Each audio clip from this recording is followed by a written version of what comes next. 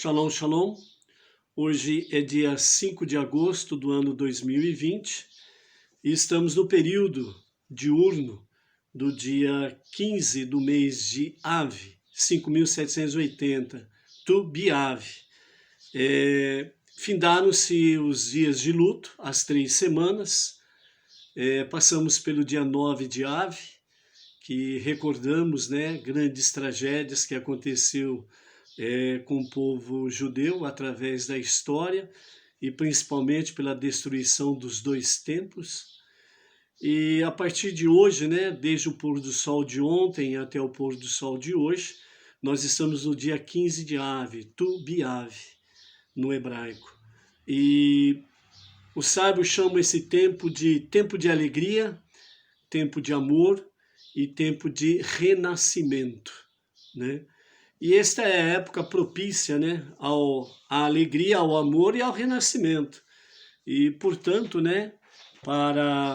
principalmente para os solteiros e as solteiras, é um tempo propício para o encontro da sua alma gêmea, E aí se fala, então, sem sombra de dúvidas, do namoro, do noivado, do casamento, entre o homem e a mulher.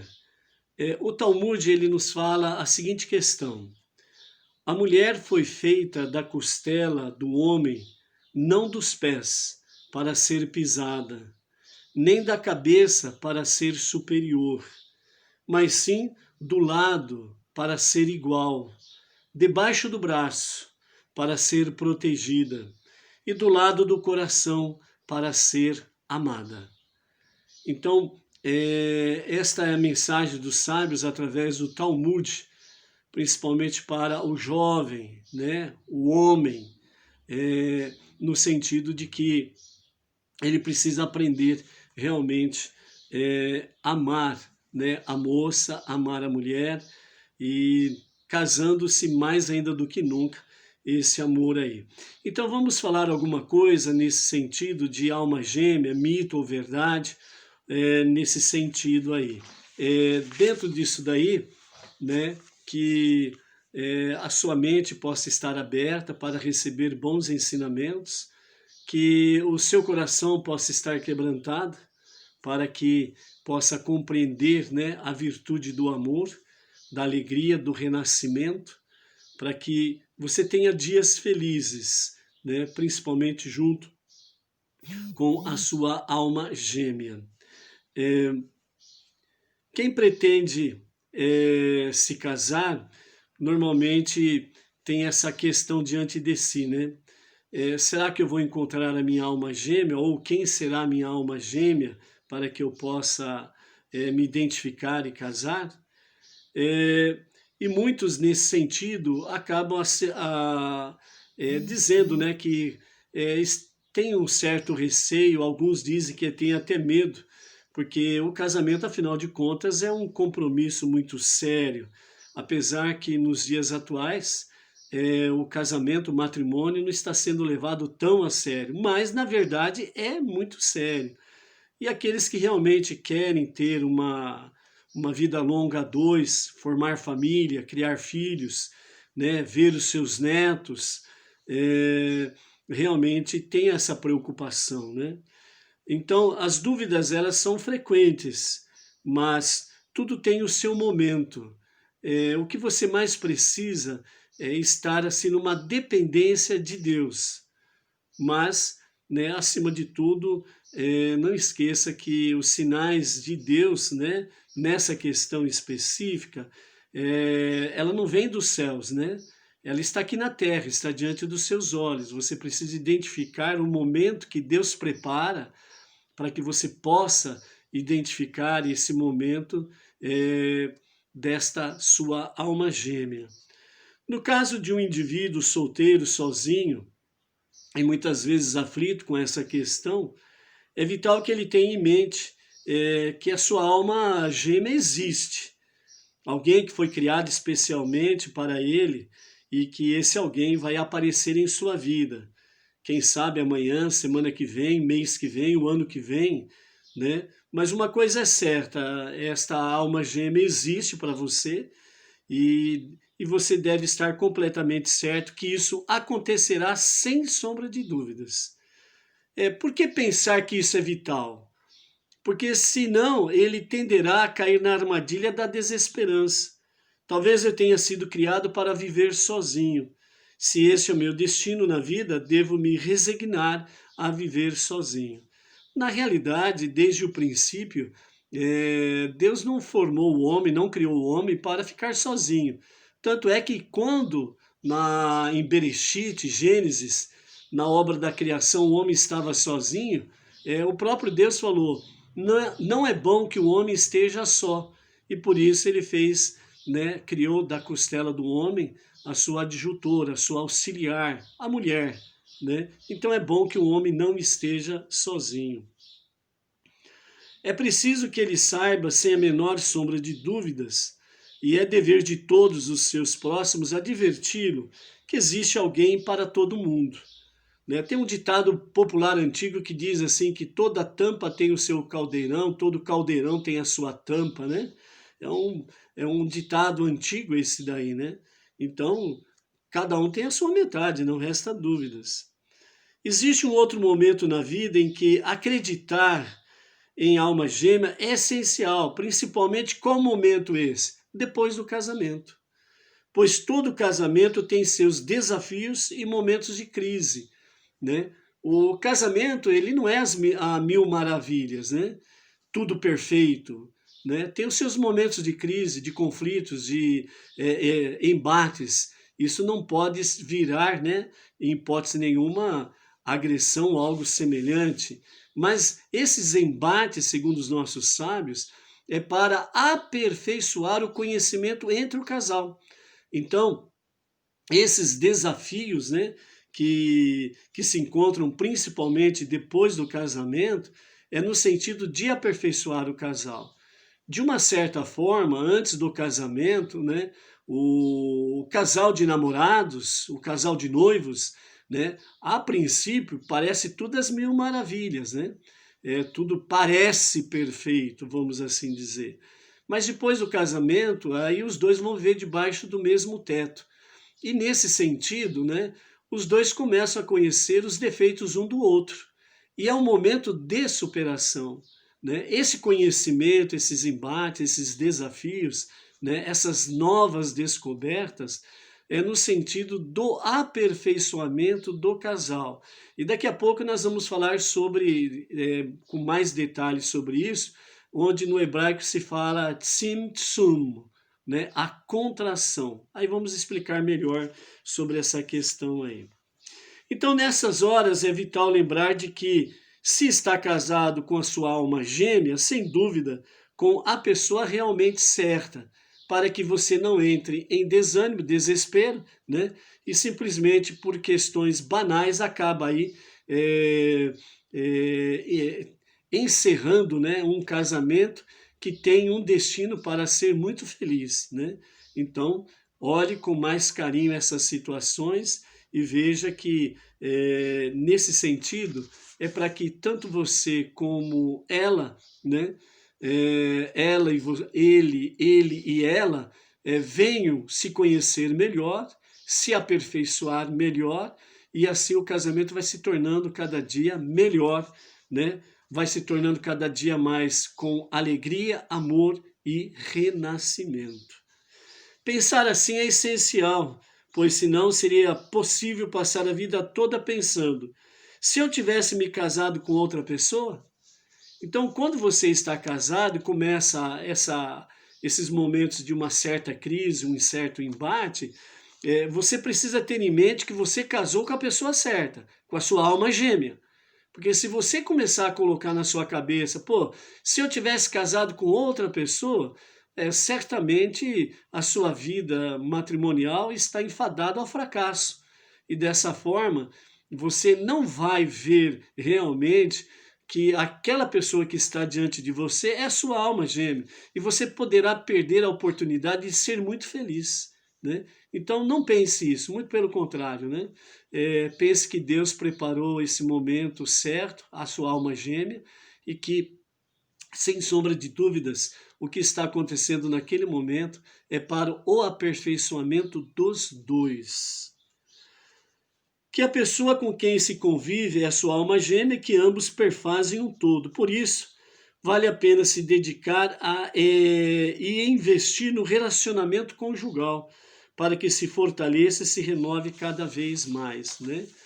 Existe, porém, outro momento no ciclo da vida no qual a crença na alma gêmea pode ser contraprodutiva.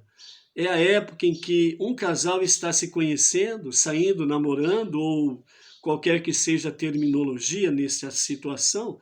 Nesta fase, deve-se enxergar a pessoa real à sua frente, conhecer a sua personalidade, caráter, valores e aspirações. Alguém que conhece os meandros da sua própria alma. Você conhece alguém que conhece os meandros da sua própria alma por completo?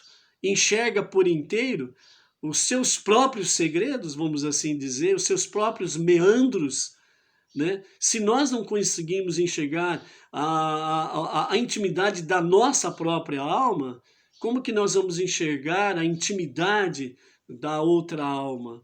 Por isso, o convívio é importante. E quando se trata especificamente sobre essa questão de o namorado, a namorada, o noivo, a noiva, a esposa, o marido, sem sombra de dúvidas, né, você precisa ter essa convicção. Deus preparou esse momento para você e é momento de aperfeiçoar, né? O ego de cada um precisa ser anulado, no sentido de que o eu não é mais importante que o dela ou o dele, né? Os dois são importantes, os dois estão de forma igual, como diz o Talmud, né? A mulher, ela foi tirada do lado do coração do homem para a igualdade, para os dois viverem juntos em igualdade, os dois se amarem e os dois serem produtivos na sua vida matrimonial. Nesse estágio do relacionamento, é importante avaliar se a pessoa, nesse momento que você está namorando, noivando, né, antes do matrimônio, é importante você avaliar se a pessoa que está ao seu lado, se ela é boa, se ela compartilha das mesmas crenças que você, se há uma boa comunicação entre vocês e se os dois andam na mesma direção e se têm os mesmos objetivos da vida, né? Isso daí é uma identificação de você poder realmente dizer, esta é minha alma gêmea. Então é conhecendo-se, né? Nesse sentido aí, o conhecimento dos encontros de namorado e noivado, para que você possa estar mais tranquilos. E dentro disso daí, quando depois casa, vem alguns embates, não esqueça que a identificação, os sinais que você viu anteriormente, é realmente a sua alma gêmea. Então é aquele momento que os dois precisam. E Deus permite isso, esse momento, né, de desentendimento, para que possam realmente se aperfeiçoar e não entrar num conflito grave, e isso não é conveniente. E para concluir, né, qualquer que seja a fase, é necessário parar de ficar esperando sinais do céu. Os sinais estão aqui na terra. Se você encontrar uma conexão com alguém que é bom para você, não deixe passar a chance de manter esta sintonia pelo resto da vida e deixe a conexão das almas nas mãos de Deus, né? Nesse sentido aí, o que os sábios querem dizer para nós é o seguinte, ó, veja os sinais que está diante de você aqui na terra, né? E realmente confie nisto. Deus preparou isso para você e siga em frente. Não deixe esse momento, essa chance de felicidade passar por você, né? E a conexão mais profunda, Deus ele vai conceder no seu dia a dia a dois, né? Através da vida matrimonial, de casados, obviamente, né? O casamento, segundo os nossos sábios, nós aprendemos na matemática que 1 mais 1 é igual a 2. Mas dentro da matemática ou do casamento, na visão judaica, 1 mais 1 é igual a 1, mas também não deixa de ser 1 mais 1 igual a 2. De que forma? Vamos ver. Você já perguntou o que faz um homem e uma mulher casarem-se? Afinal, casamento não é brincadeira. Com ele vem a responsabilidade de prover sustento, educar filhos, dedicação ao cônjuge. Qual é a força de atração que supera todos os empecilhos? Para o judaísmo, o amor é muito mais que um encontro de corpos e mentes. É um verdadeiro encontro de almas. A alma, ao descer a este mundo, ela é dividida em duas metades. Uma fica com o homem e a outra fica com a mulher. Então, segundo os nossos sábios, quando a alma vem para esse mundo, ela é dividida em duas partes. Uma é masculina e a outra é feminina.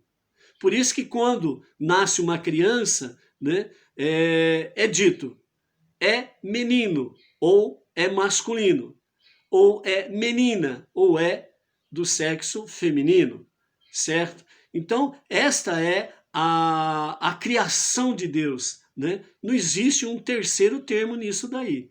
Ou é masculino ou é feminino.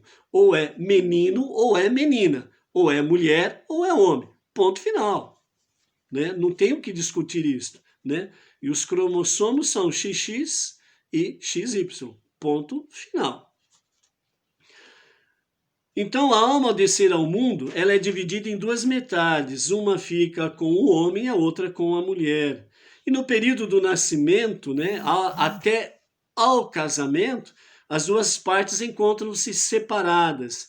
E muitas vezes em lugares distantes, sociedades distantes ou algo semelhante, né? Mas, realmente, segundo os sábios, né, esta alma gêmea, ela sempre vai, e Deus vai prover isso, para que ela sempre encontre a sua outra metade. Dentro disso existem duas conexões entre um homem e uma mulher casados.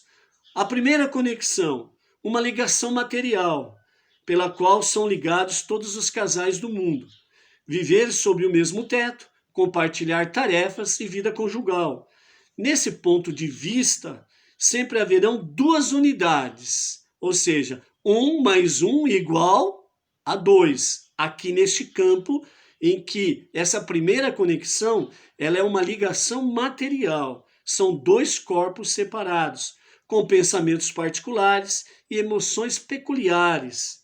Mesmo num casamento super bonder, né, que é aquele casamento paz e amor, será sempre possível reconhecer que, apesar de inseparáveis, existem ali dois indivíduos.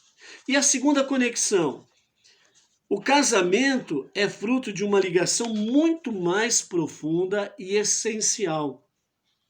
Debaixo da rupá, a rupá é o palio nupcial, em que o noivo e a noiva se encontram, né, e ali recebem a bênção. Duas metades fundem-se em uma alma só. 1 mais 1 igual a 1. No campo espiritual, somente isto é possível. 1 mais 1 igual a 1. Não se reconhece que existem ali duas pessoas separadas. O casamento não é uma sociedade entre duas pessoas. É a união ao pé da letra. Então, por isso, né, na visão judaica, os nossos sábios dizem que no casamento nós temos 1 mais 1 igual a 2. 1 mais 1 igual a 1. 1 mais 1 igual a 2 é exatamente a conexão de ligação material. E 1 mais 1 igual a 1 é exatamente a conexão, a ligação espiritual, né? Onde os dois são um. Desta forma, é uma união exatamente ao pé da letra. A consciência da ligação interna do casamento é o melhor caminho para assegurar uma vida de paz e serenidade no lar. Uma ligação apenas material dá abertura a cálculos pessoais, referentes às expectativas e os desejos de cada lado. Porém, tendo em mente que meu cônjuge é minha metade, é minha alma gêmea, é a metade de minha alma, não se pode nem chegar a pensar numa vida individual. Assim como ninguém abriria mão de uma parte de seu corpo. Eu sou sua alma, ele ou ela é minha alma. Somos duas metades, enfim, somos um. Quando um casamento, o homem e a mulher chega e fala assim, ó, você tem o seu trabalho, eu tenho o meu. Você cuida da tua vida, eu cuido da minha vida. Está enfadado ao fracasso. Está enfadado à infidelidade. Você tem o seu trabalho, eu tenho o meu. Mas nós somos 1 mais 1 igual a 2. Temos as nossas peculiaridades. Mas é uma somatória e não uma divisão. Porque nós somos também 1 mais 1 igual a 1. Porque espiritualmente nós somos um só. Então nós cuidamos um do outro. Então nós somamos. Mesmo sendo dois com as suas peculiaridades, cada um no seu trabalho, cada um com o seu salário, ou necessidades também, mas é uma somatória e não uma divisão. Todo casamento em que o casal divide, seja o que for, é preocupante. E não há uma certeza de uma felicidade, amor e renascimento por muito tempo. Então, somatória, não esqueça disto. Se o casamento é algo tão espiritual e profundo, por que é então que os casamentos são comemorados com dança e música? Mais do que isto, existe uma mitzvah especial de alegrar o noivo e a noiva desta forma. E nesse dia é servida uma refeição festiva. Não seriam estas formas muito mundanas para a celebração de algo tão transcendental? A resposta é simples que os sábios nos trazem. São formas mundanas, sim, música e danças e jantar. E é justamente por isso que as utilizamos. Neste mundo, espiritualidade não deve ser desconectada de materialidade. Tanto que a união sublime das almas somente ocorre quando o noivo põe o anel no dedo da noiva sob a rupá, o palio nupcial. Não é somente a alma que deve estar alegre por ter se completado para o resto da vida. O corpo também participa e precisa participar desta alegria, na sua maneira de se fazer alegre, através do quê? Da música, da dança e de alimentos saborosos, de um jantar festivo por esta ocasião. Na próxima vez que você for a um casamento ou refletir sobre sua própria vida matrimonial, lembre-se que essa não é somente uma ligação entre duas pessoas, é a conexão entre dois mundos, o material e o espiritual. É a interseção entre eles, forma dois mais importante núcleo do judaísmo, o lar judaico. Essa interseção entre eles forma o mais importante núcleo do judaísmo, o lar judaico, né? Então, o lar é algo fundamental para uma sociedade, para uma comunidade, para uma vida religiosa. Por isso, Deus, quando ele, depois de formar o mundo, criar todas as coisas, né? O que ele formou em seguida foi a família. Adão e Eva, Adão e Rava, né? Foi a família que ele formou. Então a família é muito importante aos olhos de Deus. Então por isso, analise um pouco melhor, né? O seu próprio casamento, o seu próprio matrimônio, as preparativas, né?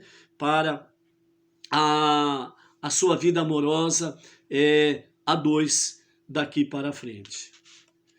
Por que a noiva é coberta por um véu? Há um equívoco comum de que o noivo cobre a face da noiva antes do casamento, porque ele tem que checar se está desposando a noiva certa, ostensivamente para evitar o que aconteceu com o nosso patriarca Iacove, que foi enganado e casou-se com Leia ao invés de Raquel. Porém, isso não faz sentido. O noivo cobre a noiva, o noivo cobre o rosto da noiva, mas se ele quisesse identificá-la, deveria descobri-la. Em vez disso, ao cobrir o rosto da noiva, o noivo está declarando. Isso é importante, né? Vermos, analisarmos e sentirmos a realidade, a verdade e principalmente, né, o sentido sublime, porque a noiva cobre o rosto.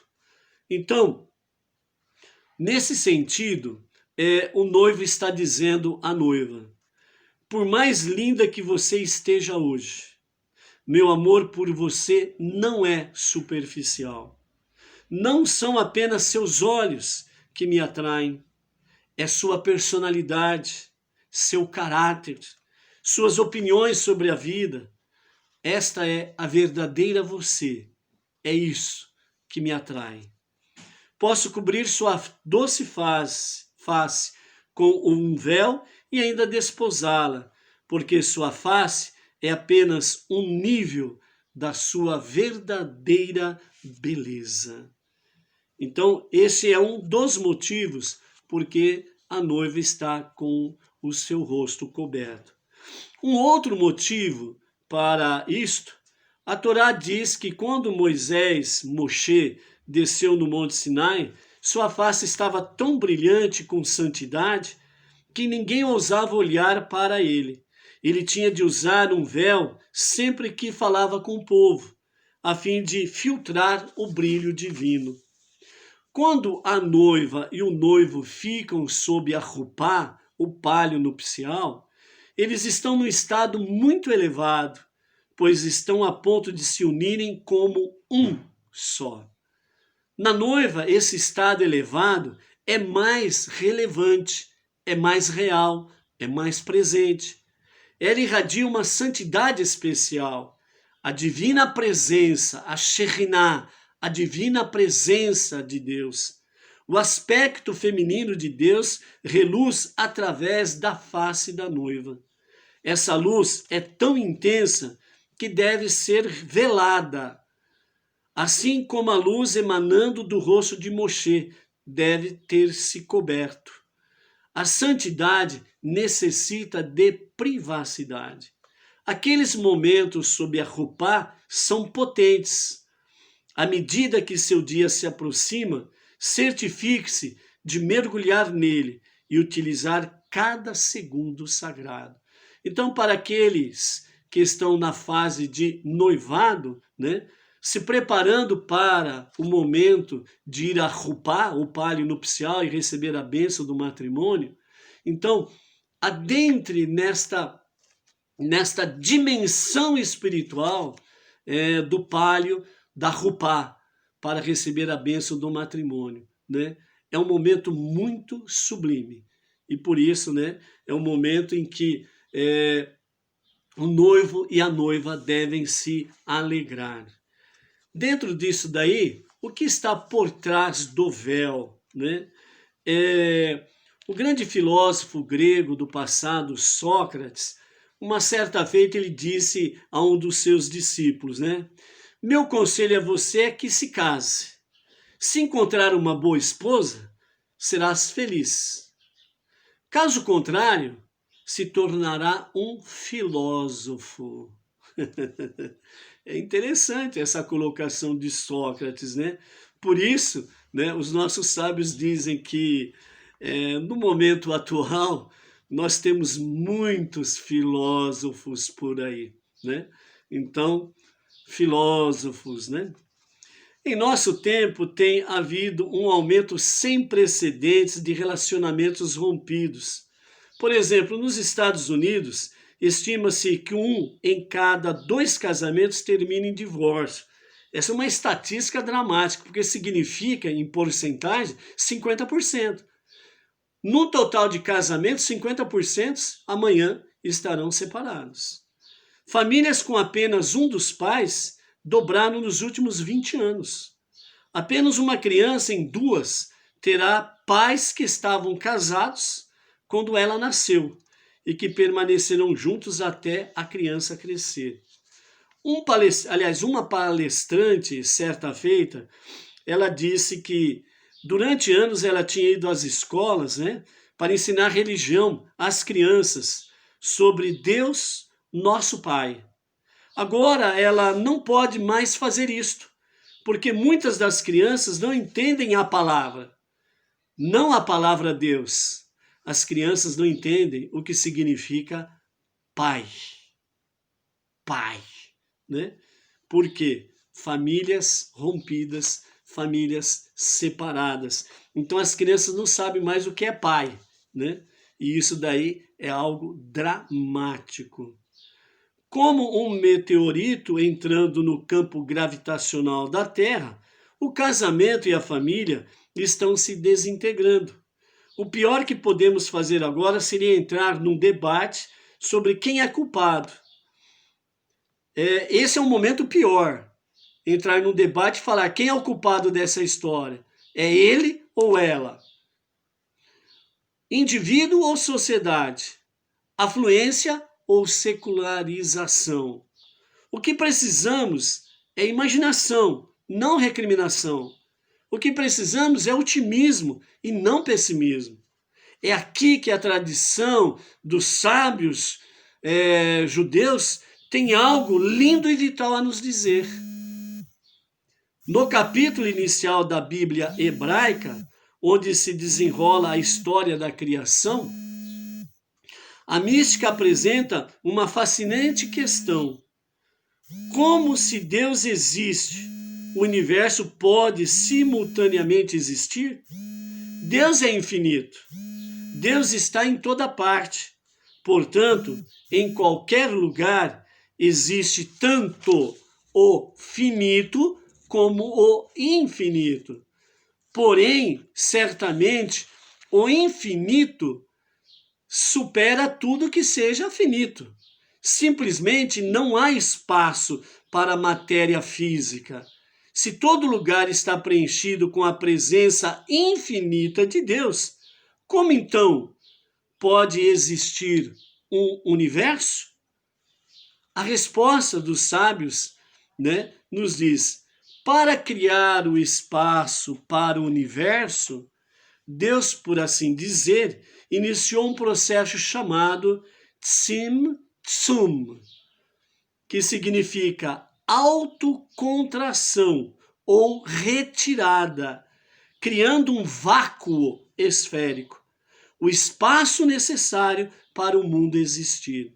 Ao retirar sua luz infinita, um mundo autônomo, independente, distinto de Deus, pôde emergir. O que significa isso? Deus é infinito e Ele preenche tudo. E Ele preenchia tudo. Só Ele existia. Por quê? Porque Ele é o Ein Sof, que significa o infinito. E com isto, Deus, sendo o Ein Sof, o infinito, Ele preenchia tudo e não havia mais lugar para nada. Então o que Deus fez? Ele fez o Tzimtzum, que significa autocontração ou uma retirada. Ou seja, Deus se contraiu no sentido humano para nós entendermos. Deus fez uma retirada de si mesmo, uma diminuição de si mesmo. E nisto apareceu um vácuo. E nisto surgiu o universo. Este Tzimtzum, os sábios nos falam sobre a questão das 10 sefirot, que são 10 canais de filtros para que a Shekhinah, a presença divina, possa estar presente neste universo. Senão, nada existiria novamente.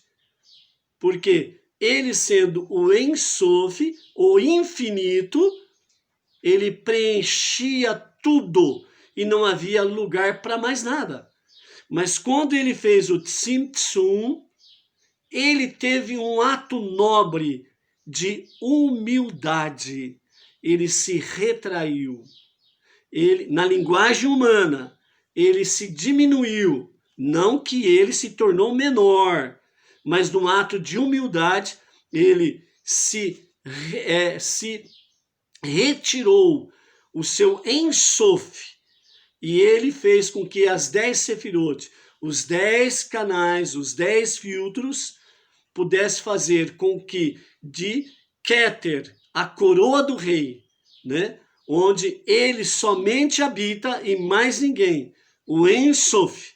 Então, através desses 10 canais, ele pode se revelar com a sua Shekhinah em Malhut, o reino deste universo que existe aqui, chamado mundo inferior.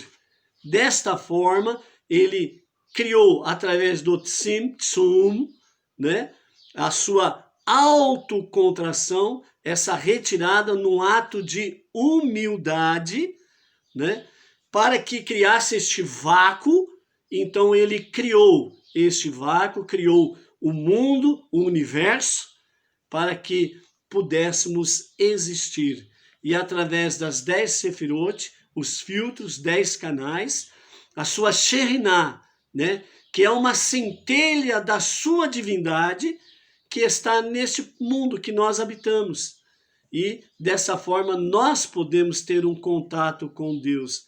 Porque se no momento atual o Eterno ele se manifestar como Ein Sof, nada mais existe. Porque ele é o Ein Sof, o infinito. A sua presença faz com que preencha tudo e não há mais espaço para nada. Mas ele fez o Tzimtzum para criar este vácuo, o mundo existir e nós podemos existir, e aqui nós estamos. E através da sua Shekhinah, que vem através dos 10 canais da Sefirot, a sua presença divina é algo que nós podemos suportar e o mundo pode suportar, né? E dessa forma, ele já deu, já neste momento, um exemplo de humildade. Agora a pergunta é, o que tem a ver isto com o matrimônio?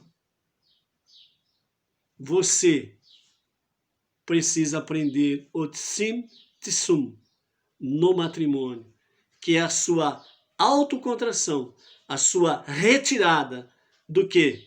Do seu ego. Só eu, ele não, ela não, só eu, meus interesses, só eu, meus desejos que precisam ser satisfeitos, o dele não, o dela não. Ou seja, o ego, o eu. É isso que você precisa aprender com essa ação de Deus, do Tzimtzum. Um ato de humildade, de se contrair, de se retirar, para que você possa dar lugar, assim como Deus deu lugar a este mundo, a este universo, a cada um de nós, para que você possa dar lugar para ele ou para ela. Então você precisa agir com humildade. Dentro disso daí, o universo é o espaço que o autor do ser cria para a humanidade por meio de um ato de retirada.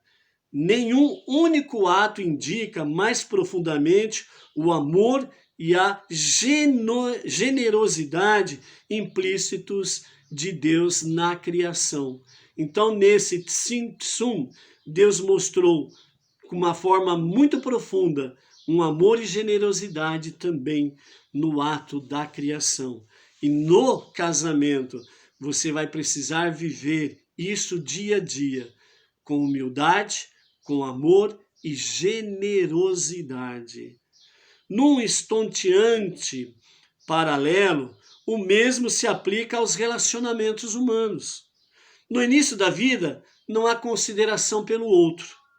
Um bebê recém-nascido não distingue entre si mesmo e o resto do universo. Conhece e se preocupa apenas com as suas próprias necessidades.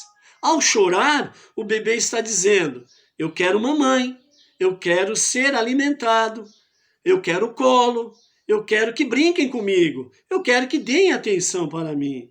Se isso não foi feito agora, eu vou arruinar você. Ou seja, eu vou chorar, chorar, chorar, e você vai ficar perturbado com isso, né? Não há espaço para um outro. À medida que as crianças crescem e amadurecem, começam a sentir outro como uma entidade separada. Começam a ter relacionamentos, começam a se importar com o outro. Este processo é essencial para um desenvolvimento sadio.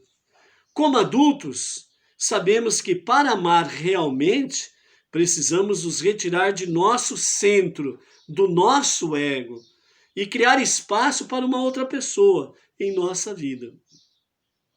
Um relacionamento não é baseado em controle. Quando um parceiro domina o outro, exigindo que ele ou ela se conforme e suprima sua personalidade, a possibilidade de um relacionamento bom, sadio, amoroso, feliz e de renascimento, ele é praticamente extinto. O amor genuíno não é apenas respeitar a individualidade do outro, como também procura cultivá-la. Amor, como um ato da criação, é a coragem de criar espaço, tsum, para a presença do outro. Quando o homem se afasta de si mesmo, do seu ego, do seu egocentrismo, né, ele atinge o coração e a alma do outro ser humano. Ele imita a Deus quando ele age assim. O que escolhe suspender-se para dar espaço ao outro. Assim como Deus deu exemplo de humildade, de amor, de generosidade, nós somos chamados pela Torá, né, os 5 primeiros livros da Bíblia, a também agir como Deus, a imitar a Deus. Nós somos chamados para que nós possamos fazer como ele fez, retirar-se para dar lugar a outro. Stephen Hawking estava muito errado em seu livro Uma Breve História do Tempo. Não é por meio da física teórica que abordaremos a compreensão da mente de Deus. É dando espaço a outra pessoa dentro de si mesmo. Por exemplo, para entendermos isto, um rapaz e uma moça, eles saíram para um encontro. Eles estavam o quê? Namorando. E durante 2 horas, né, o rapaz só falava de si mesmo, das suas conquistas, dos seus sucessos, das suas ideias, sempre eu e eu. Então, depois de 2 horas, ele virou-se para ela e disse: bom, chega de falar a meu respeito. Agora diga-me, o que você acha de mim? Isto é egocentrismo. Não há lugar para o outro. Então, por isso que os sábios falaram, e nós comentamos um pouquinho atrás, a respeito daquilo que os sábios dizem. Os sinais não estão nos céus, os sinais estão diante de você. É quando você começa com a amizade, quando você começa com o namoro, e ainda você tem um noivado pela frente. É tempo de você ver que realmente aquela pessoa que está diante de você, ele ou ela, realmente se identifica com você. Mas quando você vê estes sinais de egocentrismo, a pessoa, ele ou ela, só pensa em si mesmo, só se vangloria, então tenha certeza disso, que realmente não haverá um bom relacionamento de amor e felicidade. Então, enquanto há tempo, aí sim é bom se separar, porque não é a tua alma gêmea, provavelmente, né? Existem 2 palavras similares que ilustram essa noção de sabedoria, de tzimtzum, de contração, de retirada. As palavras solo e alma. Solo, de solo, chão, e alma, representam dois opostos perfeitos: céu, alma, solo, terra. O material, portanto, solo, e alma ou espiritual. A palavra solo, então, representa o material e a palavra alma representa, então, o espiritual. Quando a pessoa pensa apenas solo, material, chão, eu, o ego, não cria espaço para outra pessoa. Então você não tem espaço. E se você não tem espaço na vida daquela pessoa, então certamente não vai dar certo. Mas quando pensa sobre a alma, então abre espaço para outra pessoa em sua vida. Está pronta para viver e amar com mais profundidade. Então a alma significa o espiritual, tzimtzum, significa a autocontração, uma autorretirada de si mesmo, uma diminuição do seu ego, do seu egocentrismo, para dar lugar a outra pessoa. Como podemos dizer isso com relacionamento do noivo e da noiva que estão prestes a assumir a vida matrimonial? Um simples ditado: se você estiver nessa posição, você sou eu sou você. O que significa isso? Que vocês são dois, materialmente falando, fisicamente falando. Mas espiritualmente, você sou eu sou você, significa somos dois, mas na verdade somos um. Temos o mesmo objetivo.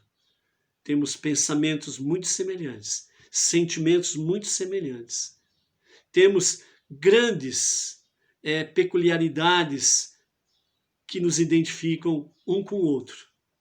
Eu sou você sou eu. Somos almas gêmeas, somos dois, fisicamente, espiritualmente, somos um. Quando você está no nível de noivado para o casamento e você já descobriu isso, não perca a oportunidade. Casem-se o mais rápido possível, pois a felicidade, o amor e o renascimento está diante de vocês diariamente.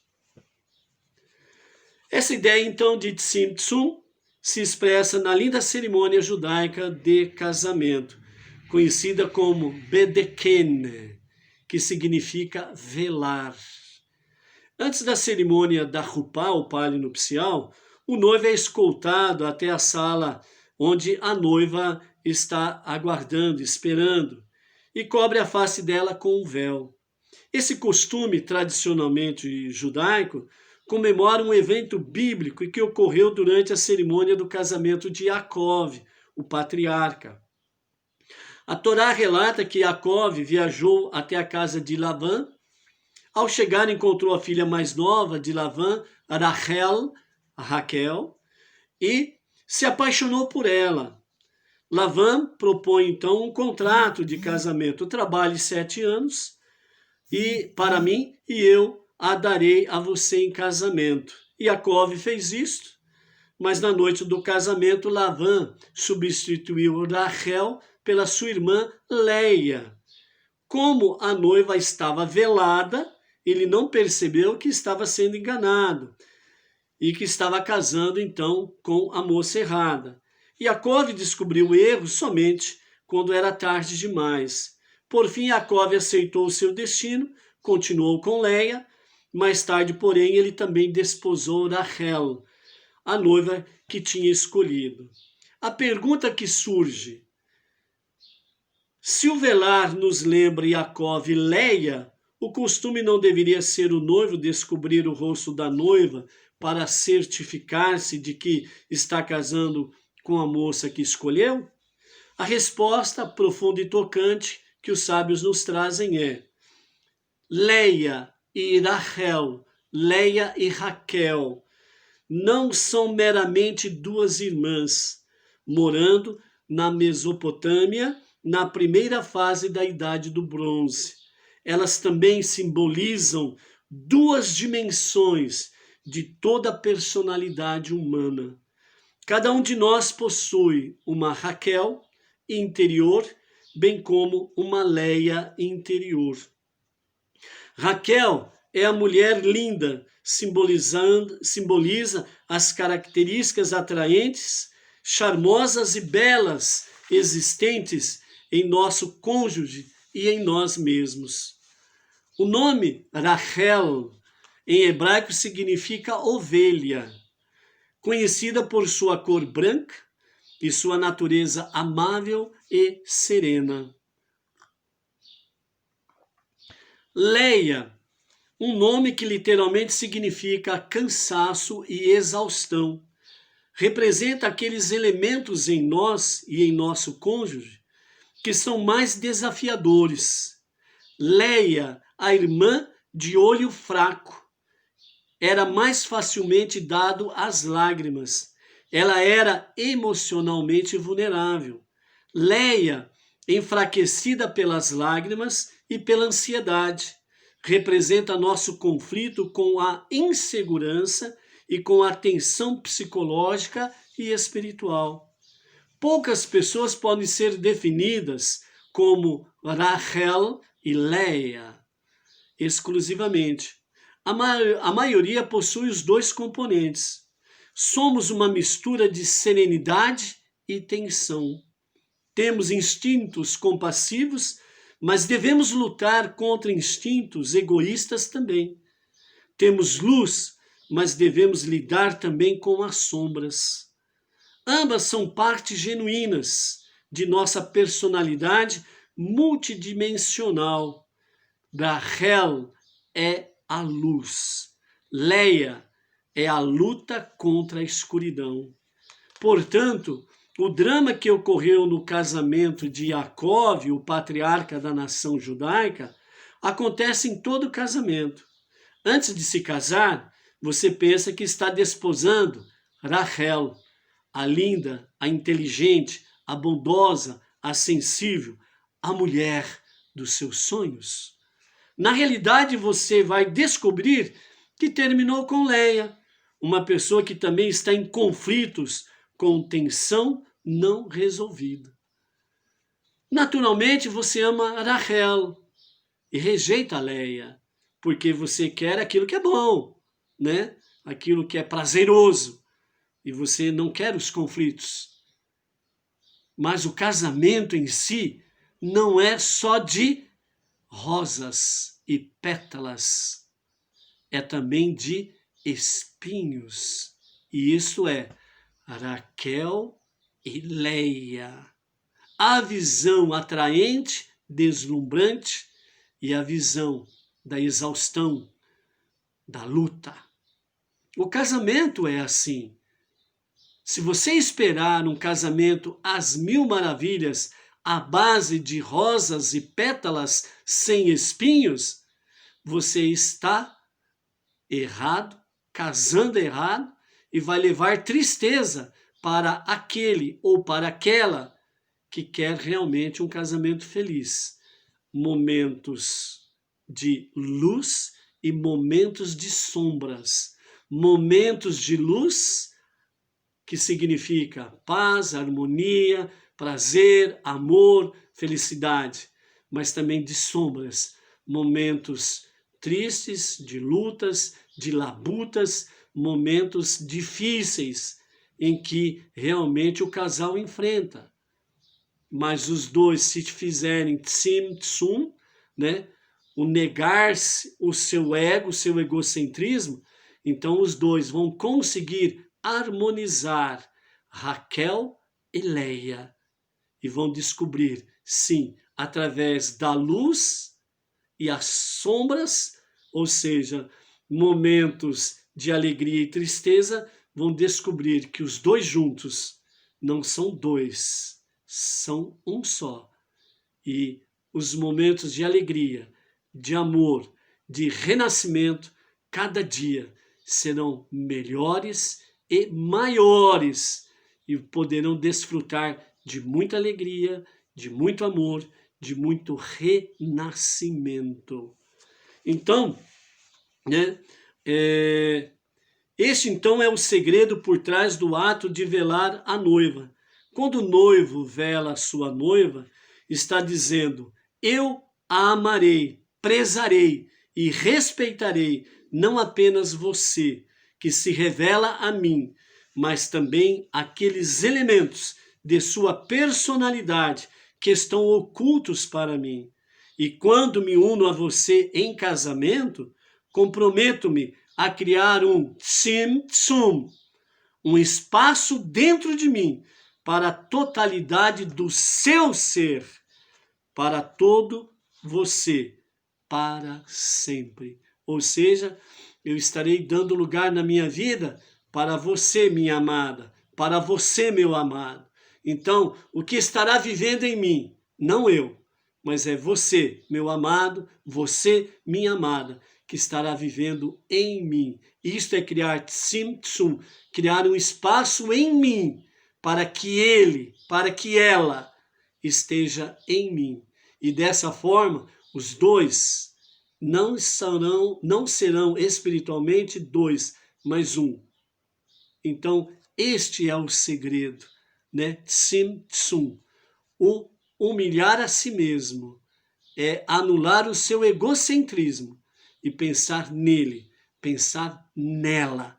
Então, vocês não serão mais dois, serão um só, em amor, em alegria, em felicidade, em renascimento. Isto, se realmente o fizermos, é o significado de Tzimtzum. E tem o poder de banhar o mundo alquebrado, né? Atual, na luz e espaço para a divina presença. É por isso que Deus precisa urgentemente de casais, de famílias assim, para que a luta contra a escuridão seja vencida com a luz de Raquel, a luta de Leia, para que a sombra se dissipa e seja estabelecido luz. Deus precisa de famílias, de casais que estejam seguindo o exemplo divino de Tzimtzum.